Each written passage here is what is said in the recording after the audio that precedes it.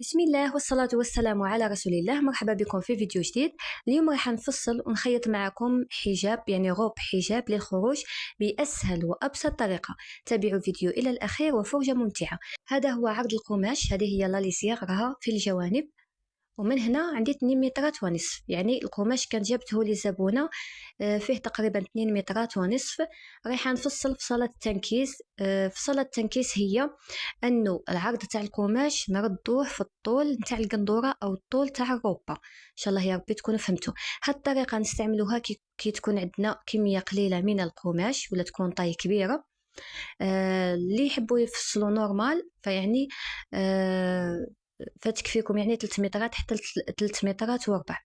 انا على حسب القماش اللي جبته لزبونه. تقدروا تستخدموا اي قماش يعني والم الروبات تاع الخروج كما البرادا الكراب.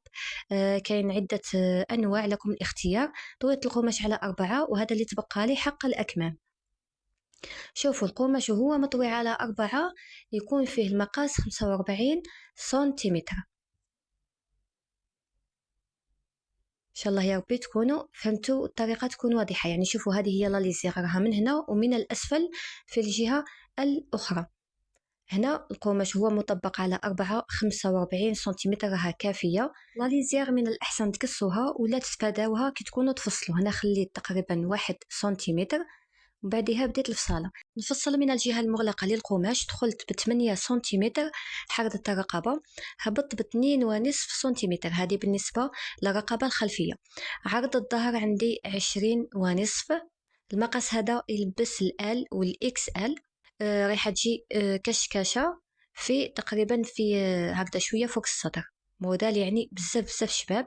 كما شفتوا في الكتف هبط ب 2.5 سنتيمتر ميلان ورسمت هذاك الخط، خط الكتف. من هذيك النقطه نهبط ب 23 سنتيمتر. نحدد نقطه ترسموا خط التركيز بهذا الشكل، ونحط مقاس دورة الصدر عندي تقريبا 28 سنتيمتر. راني حسبة يعني حق الخياطة وحق التوسع. ترسموا خط التركيز وخط الصدر، تتحصلوا على زاوية. في هذيك الزاوية تطلعوا ب3 سنتيمتر باش ترسموا حردة الإبط بهذا الشكل. هنا في الجهة الخلفية تبعوا على الرسم الأول. الجهة الأمامية ب1 سنتيمتر في حردة الإبط بهذه الطريقة ونلاقيو. يعني الموديل هذا نرسمو حردة الإبط في اللبسة تاعو الشكل. رايحة تكون كشكشة على مستوى الصدر. هي ماشي في الصدر، نيشان شوية هكذا فوق الرقبة الأمامية هكذا 14 تهبط شوية فوق حتى الصدر 14. الرقبة الأمامية هبط ب 14 سنتيمتر. هنا رايحة تكون قصة. حنعين مسافة 22.5 سنتيمتر. هنا رايحة تكون قصة تقريبا 22.5 سنتيمتر. في هذا المكان رايحة تكون قصة. هنا رايحة نقص ورايحة تكون بليات أو كشكشة.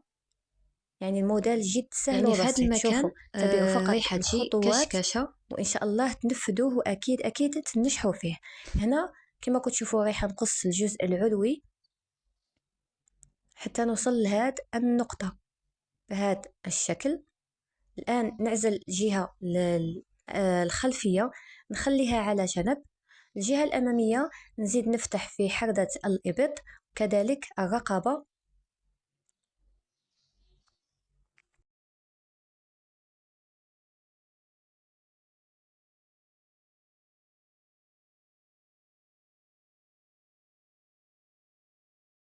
والقماش كما راهو نخليه مطبق. هنا فقط شوفوا هذه حردة الإبط. هنا لازم نزيدو نكملو هذيك حردة الإبط. الكشكشة رايحة ندخل تقريبا ب15 سنتيمتر زيادة. شوفوا بهذا الشكل. شوفوا تحسبوا مسافة 15 سنتيمتر وتحطوا شوفوا هنايا هذيك الحردة رايحة نردها في هذا المكان، نهبطها بهذا الشكل. يعني نزيدو نكملو هذيك المسافة الصغيرة تاع حردة الإبط اللي راها في الأسفل. يعني كانت هنا رديتها في هذا المكان، يعني زدنا 15 سنتيمتر هذيك تاع بليات.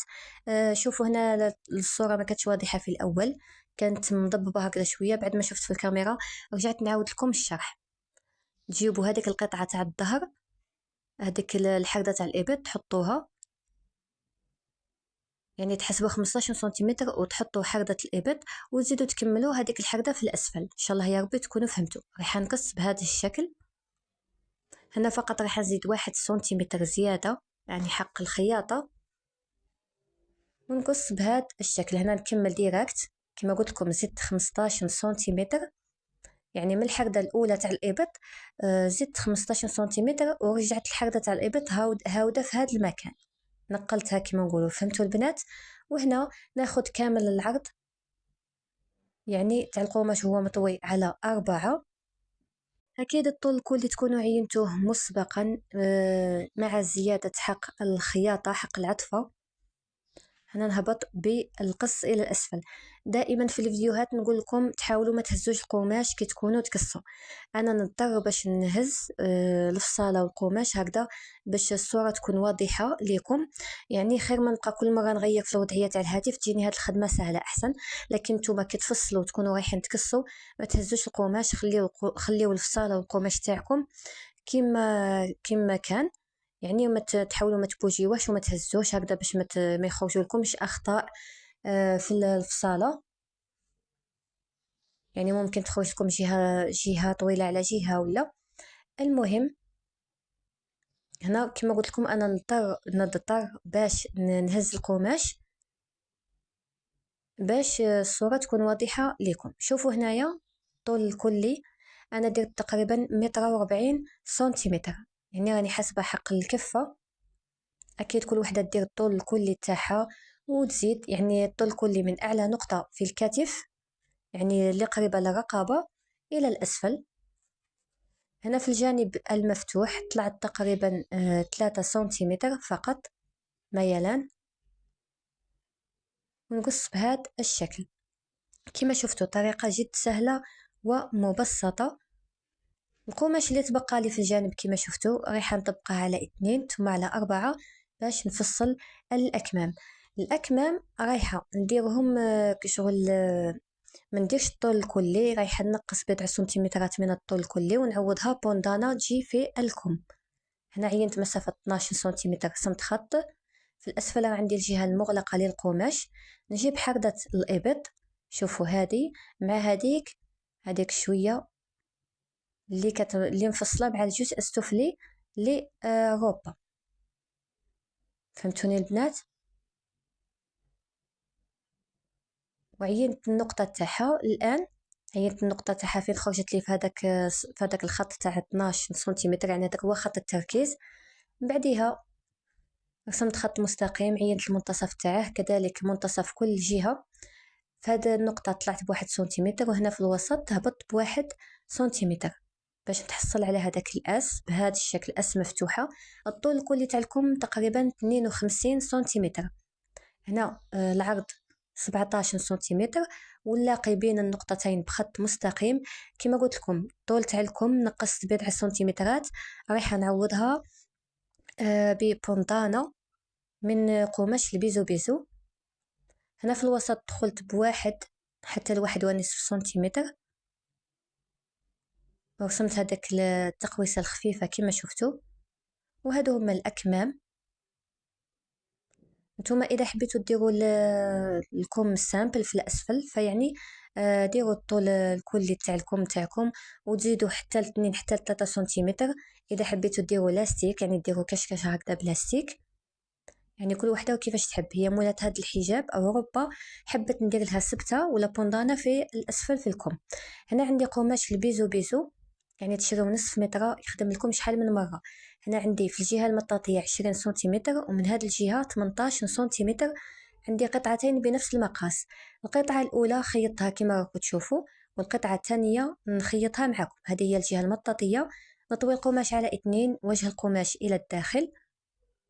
نحكم القطعه بالخياطه في هذا المكان بهذه الطريقه. يعني راني نخدم لكم بهذه الطريقه.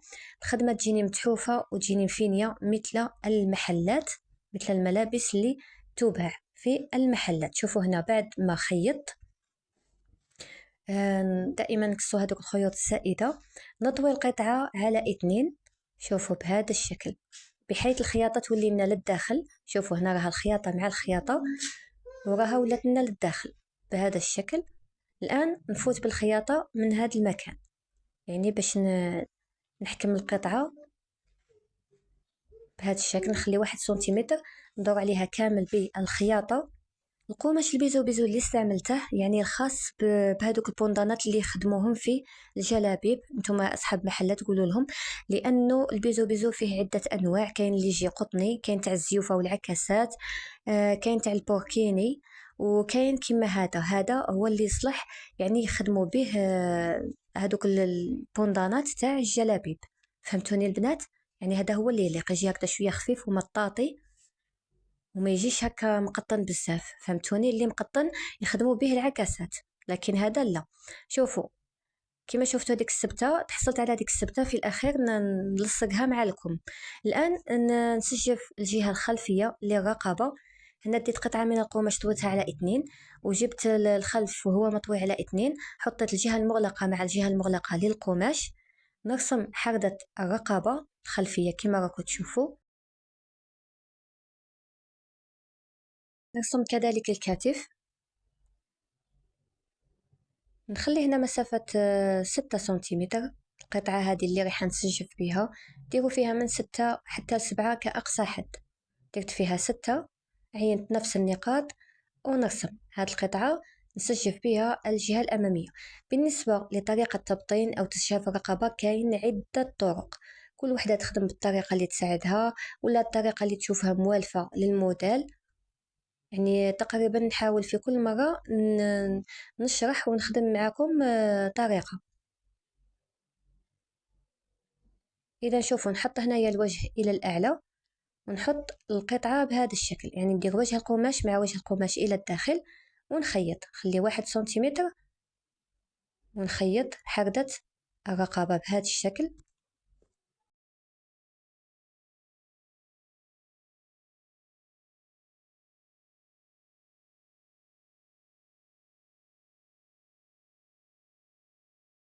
دير فتحات بالمقص.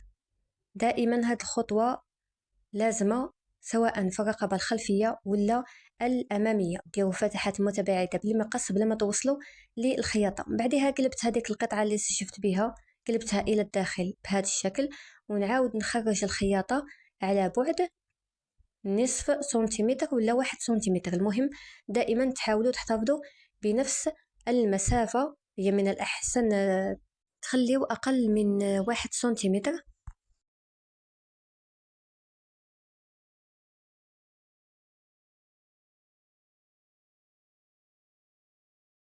القطعة اللي سجفت بها هنا من الأسفل رايحة نخدمها بالسورجي، ومن بعدها نفوت بالخياطة في هذا المكان.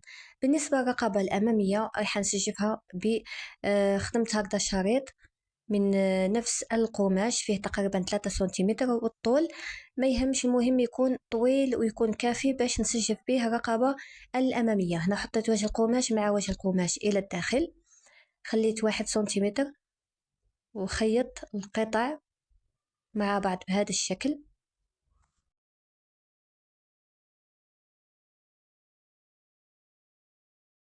كذلك الرقبة الأمامية ندير فتحات بالمقص متقاربة بهذا الشكل. هذه الخطوة لازمة هكذا باش كي نقلبوا القطعة اللي نسجفوا بها يعني نتحصلوا على الشكل يكون متناسق. ما تجيش هكذا الرقبة كشغل هكذا مزيرة ولا الشكل تاعها ما يكونش شباب. فهمتوني البنات؟ يعني نعطوها أريحية. من بعدها قلبت هذاك الشريط هكذا كشغل خدمت يعني نخدموه كما شريط البي بهذا الطريقة. هنا درت الثانية إلى الداخل بهذا الشكل.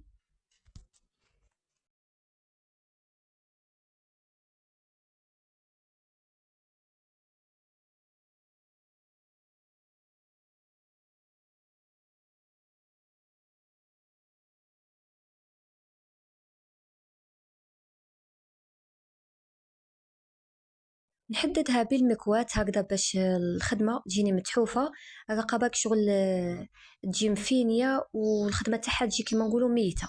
يعني كي تحدوا بالمكواة الخدمة تاعكم، يعني هذيك وين تبان. بالنسبة للجزء السفلي اللي قلت لكم تاع الروبا، شوفوا هذيك البداية تاع، يعني هذيك حردة الإبط، يعني هذيك شوية اللي بقات لنا تاع حردة الإبط. ومن هنا كذلك فوت هنايا بالخياطة، درت الماشينة على أعلى غرزة رقم 5، رخفت شوية هكذا الخياطة في الأول وفي الأخير، ما تبتوش الخياطة هكذا باش ندير كشكشة لهاد الجهة بنفس الطريقة. يعني أنا شاركت معكم جهة واحدة، بنفس الطريقة نخدم الجهة الثانية. نجبد هذاك الخيط في الجانبين ونحاول ندير أو نشكل كشكشة بالتساوي.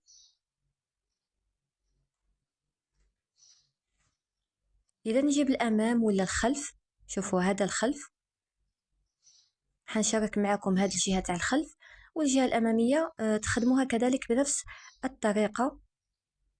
شوفوا هنا تحطوا وجه القماش مع وجه القماش إلى الداخل، شوفوا بهذا الشكل. نحكم هنايا الجوانب بالدبابيس، هذا الجانب والجانب الآخر. يعني شوفوا هذه هي ما تبقى من الحردة، في هذه النقطة هذه من الأعلى نحكم مع هذه النقطة، وتبقى لنا هذيك الحردة في الأسفل، يعني باش تكمل لنا الحردة تاع الإبط. فهمتوني البنات؟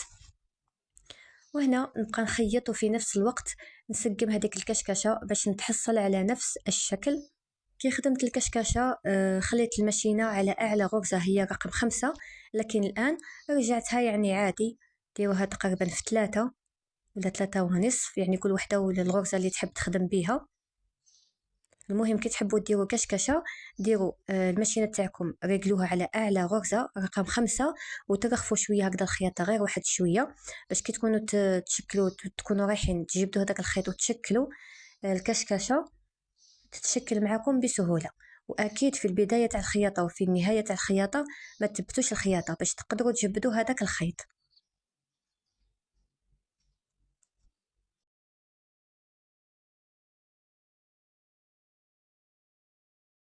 الموديلات اللي تكون فيهم هكذا قصة في الوسط ولا في الصدر، ولا المهم أنا نحب نخيط 2 مرات، يعني نحب نمتن الخياطة، نخيط هكذا 2 تاع المرات، ومن بعدها نفوت بالسورجي.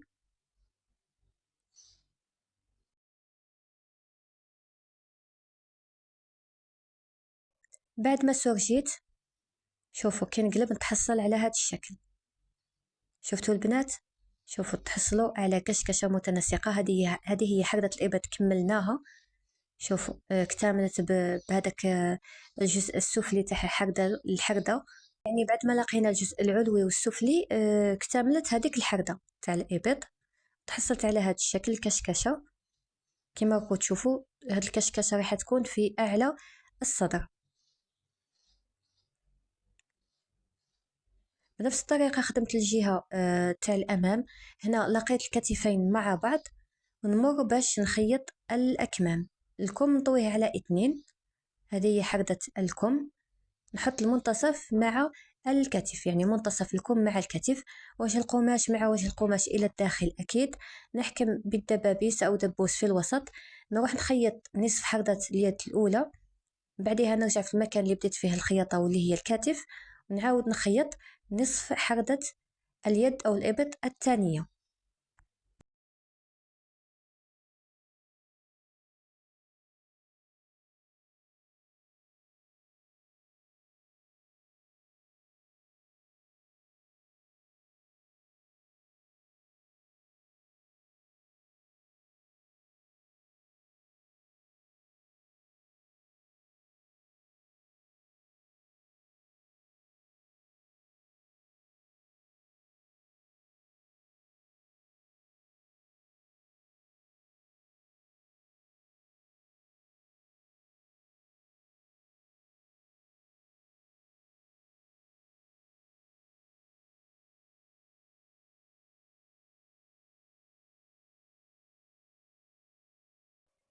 نطوي الكم على 2، أكيد دائما وجه القماش إلى الداخل، نخيط إلى أسفل الروبة أو الحجاب.